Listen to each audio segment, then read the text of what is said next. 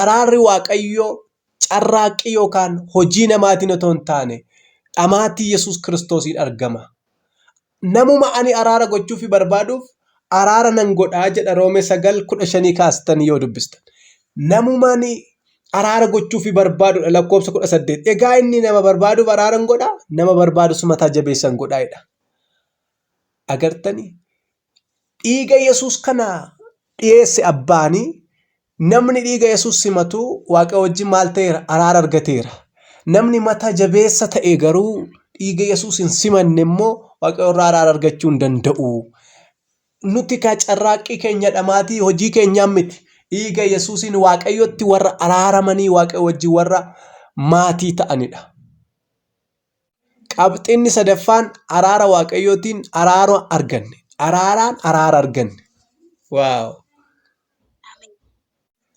Eshi araara waaqayyoon qabxii arfaffaan araara waaqayyoon maal arganne? Jireenya arganne. Sanuu jireenya bara bara. Jireenya bara bara arganne araarsuu waaqayyoon.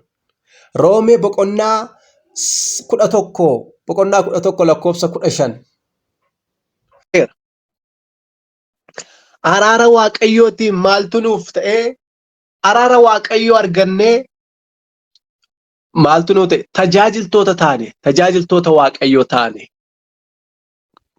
Qorontos 2 boqonnaa 4 lakkoofsa 1 kaasee kanaafis akkuma araara waaqayyoo fudhannetti hojii erga kanaa hojjechuudhaaf abdii hin kutannu.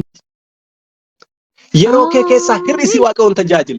Qarshii kee keessaa hir'isii waaqayyoon tajaajilitti. Humna kee keessaa waaqayyoon ittiin tajaajili. Araarri nuu ta'eeti akka tajaajiltoota taanee kan waamamne nuti. Araarri waan nuu ta'eeti. Ameen. Ameen. Bakka kanakko namoota baay'eetu hawwan bakka nuti jirru kana.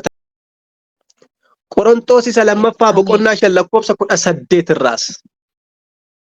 Jecha guddaa dubbat. Kun hundumtuu waaqayyo isa karaa Kiristoos ofitti nu araarse biraa ta'e. Inni hojii araarsuu isaa kanas namootatti akka dabarsinuuf nuuf kennedha. Hojii araarsuu kan inni nuu kenne namootatti akka dabarsinuuf malee akka awwaalluuf miti. Namootatti dabarsi. Mul'ata si keessa jiru, tajaajila si keessa jiru, eebba si keessa jiru dabarsi dhalootatti. Dabarsi namootatti. Dabarsi maqaa Yesuus Kiristoosiin. Hin hojjeta inni. Ija godhata inni. Hojii araarsuu kana dhalootatti dabarsaa.